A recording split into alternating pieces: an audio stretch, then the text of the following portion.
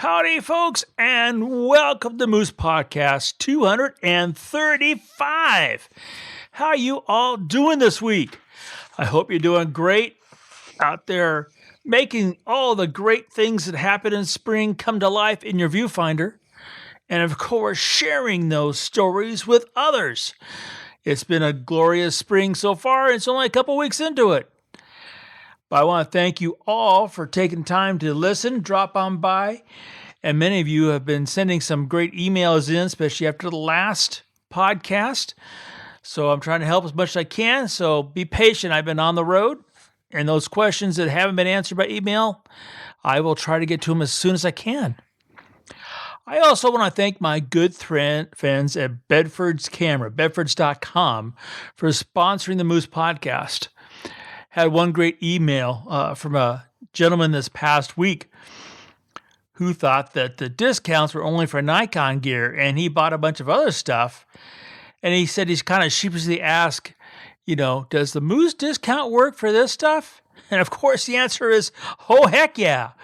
He was thrilled. He saved some real money and had a great shopping experience. And he said he's sold. He's a Bedford guy for life now.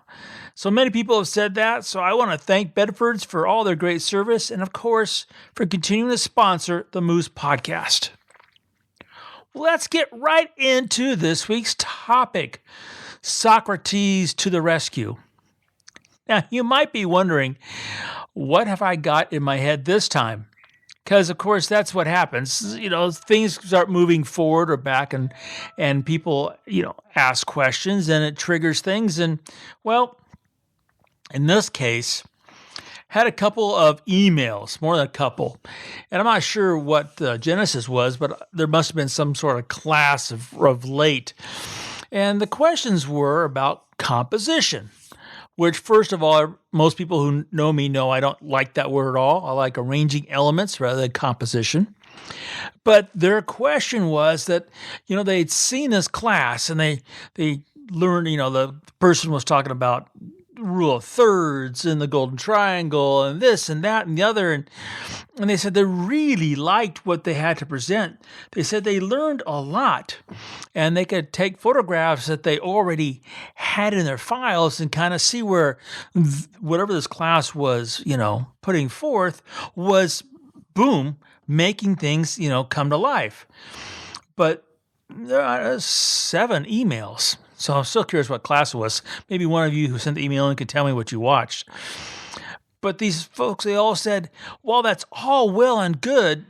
As soon as they put their eye to the camera and they're looking through the viewfinder, all that stuff just goes away. And it's not till after the fact, which they think is too late, which is, if you want to get right in the camera, it definitely is. They can see that, composition or arranging elements, but darn it, they can do it in the viewfinder. They want to know if I could help. Well, that's where Socrates comes to the rescue. He has an old saying, 399 BC is when he said it, so I think that classifies as an old saying. Socrates says, to find yourself, think for yourself. Now, you think about that for a second when it comes to photography. It's so true, and it's so difficult, yet it solves so many problems. To find yourself, think for yourself.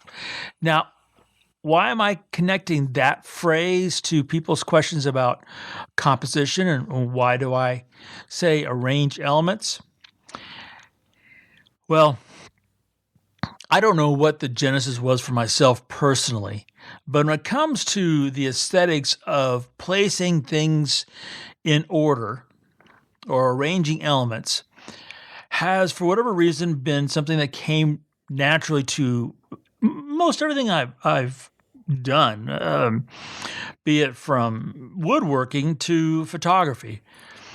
And all I can really, associate with that basic success is the fact that as I was learning to express myself visually when I was a kid, first with, of course, drawing and painting, which you don't see in print for many reasons.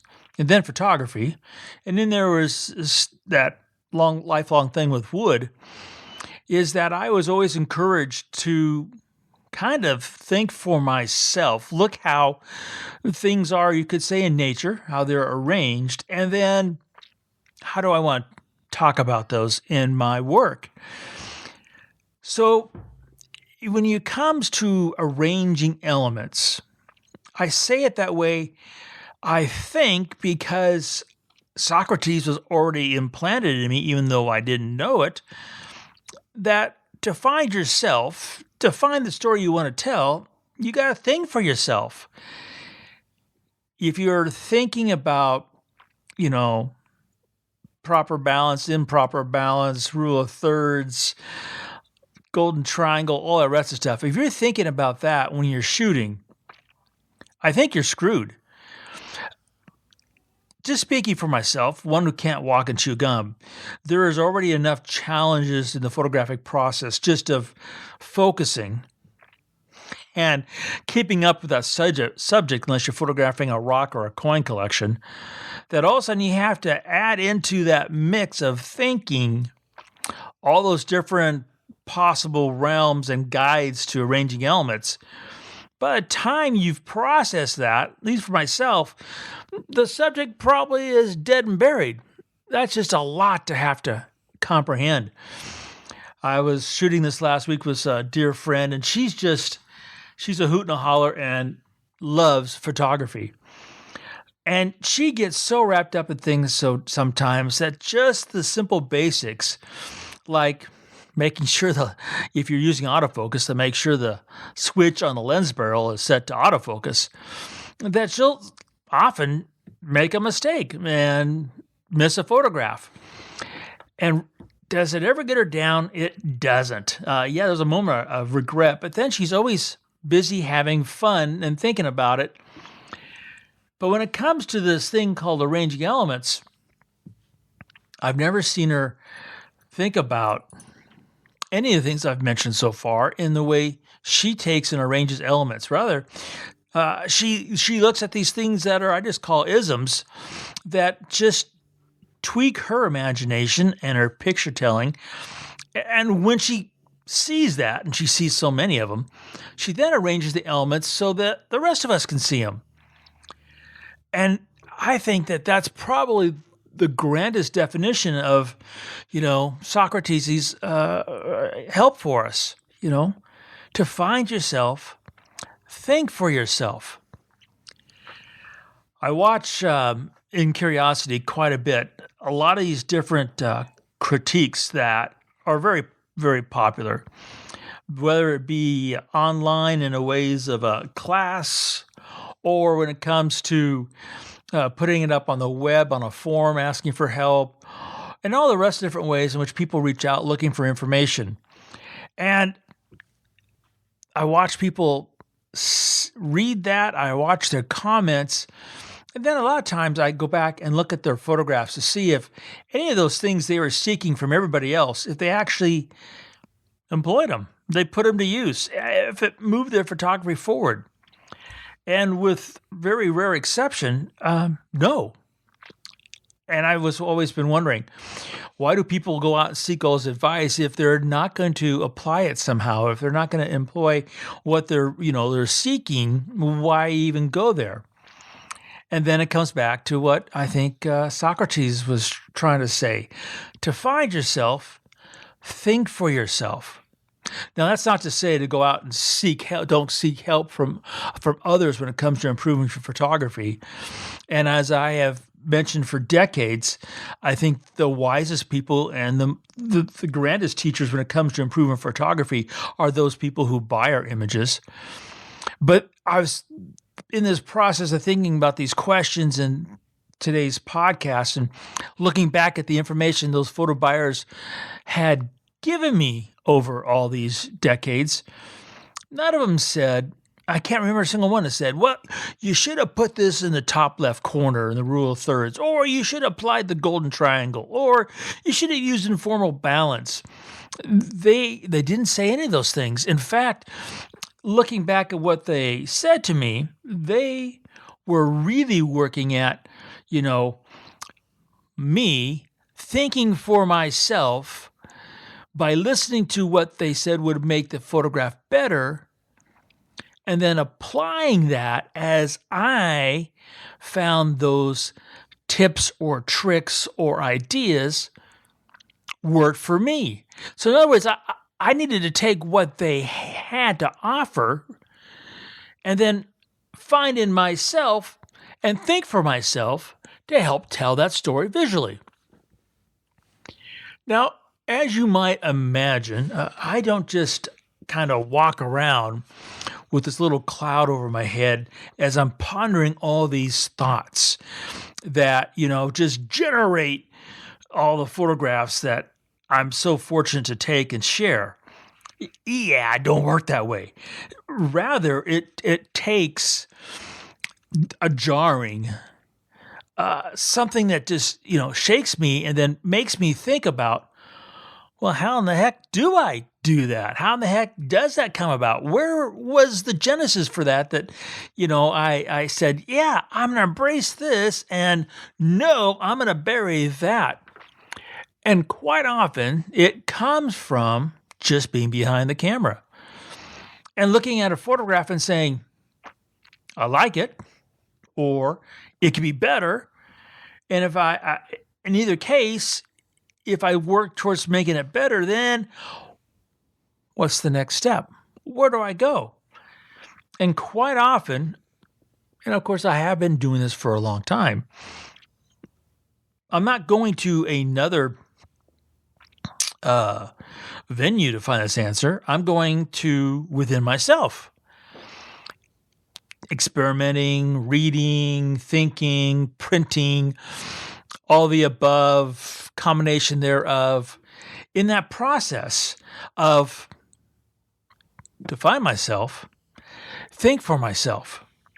Now, this is not to say that advice from others should be totally ignored. I'm not saying that at all.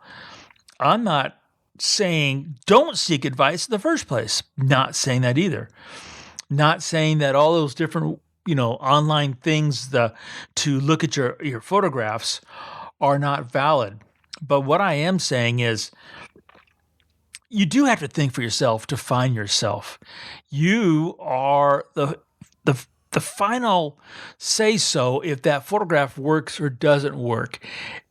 You're the final critic to say the elements you have arranged are actually telling the story I want told.